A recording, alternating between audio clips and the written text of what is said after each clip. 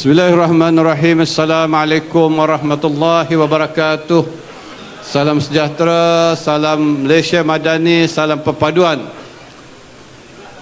Yang Amat Berhormat Datuk Seri Zahid Hamidi, Timbalan Perdana Menteri dan Presiden UMNO, rakan-rakan kepimpinan daripada Barisan Nasional, UMNO dan juga Pakatan Harapan,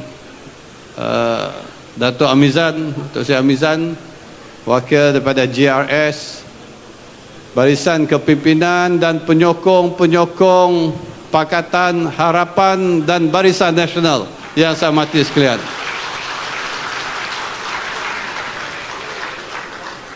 Saya datang kemari bukan nak bertanding, sebab GPS tak bertanding di sini. Tapi kami ke sini untuk mengesahkan dan menyatakan bahawa banyak cerita di luar sana mengatakan pelbagai perkara, termasuklah berhubung kait dengan penubuhan kerajaan perpaduan. Apakah peranan GPS? Apakah peranan GRS dalam penubuhan kerajaan perpaduan? Mungkin saya hari ini nak mengesahkan bahawa pelbagai cerita yang menidakkan apakah hasrat yang di-Pertuan Agong untuk menubuhkan kerajaan perpaduan itu. Banyak cerita di luar yang menidakkan. Tapi saya sendiri terlibat, yang dipanggil untuk menghadap di istana mengatakan bahawa itulah hasrat yang di-Pertuan Agong.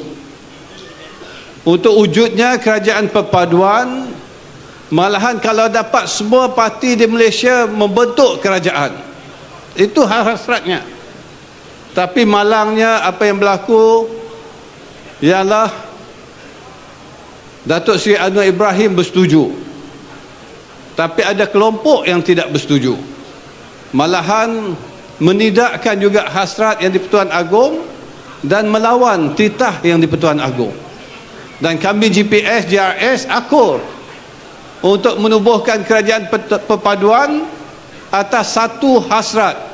Di samping menghormati titah yang di-Pertuan Agong, ialah untuk wujudnya kerajaan yang stabil, kerajaan yang kukuh, sebab diperlukan kestabilan dan kekukuhan itu untuk kita pastikan kita dapat pulihkan ekonomi negara kita. Kita tidak akan mampu, tuan-tuan dan puan-puan, untuk memulihkan ekonomi negara kita kalau kita tidak ada kestabilan. Pelabur tidak akan datang. Kalau pelabur tidak datang, bagaimana ekonomi kita nak berkembang? Dan kalau ekonomi tidak berkembang, bagaimana kita nak membantu rakyat? Sejarah lepas, penggal yang lepas, pertukaran kerajaan yang begitu cepat, begitu banyak Perdana Menteri. Bayangkan apa kedudukan ekonomi negara kita. Dan baru dalam 8 bulan bila tertubuhnya kerajaan perpaduan, barulah kita melihat bahawa kedatangan kembali pelaburan ke negara kita. Mengapa? Sebab mereka yakin kestabilan itu wujud. Bila kestabilan wujud, maka barulah polisi yang jelas dan nyata. Termasuklah baru-baru ini dilancarkan ekonomi madani. Dan inilah sebenarnya perjuangan kita. Dan itulah tuan-tuan dan puan-puan, saya kira dalam menentukan arah tuju negara kita, tidak dapat tidak, kita mesti pastikan wujudnya kestabilan politik.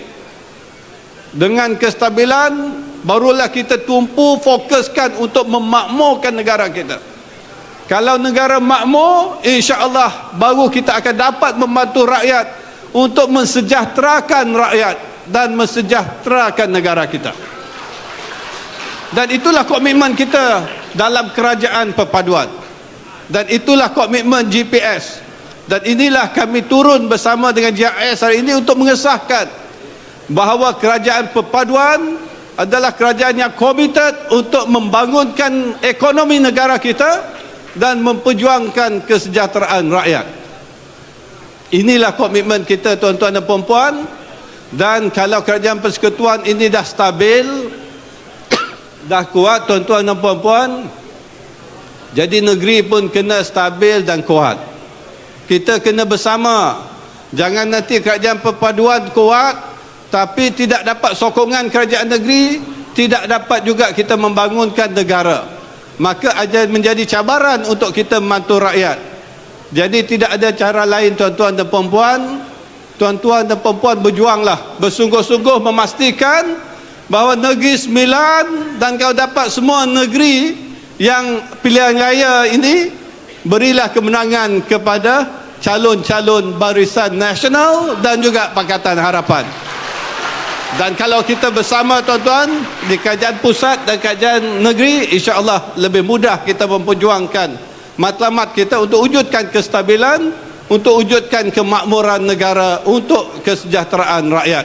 Jadi terima kasih pada semua di atas perhatian ini, di atas sokongan. Saya yakin dengan kehadiran sebegini ramai, insya-Allah diumumkan nanti, apa dia katakan, 5, insya-Allah, amin. Saya doakan kemenangan kepada semua.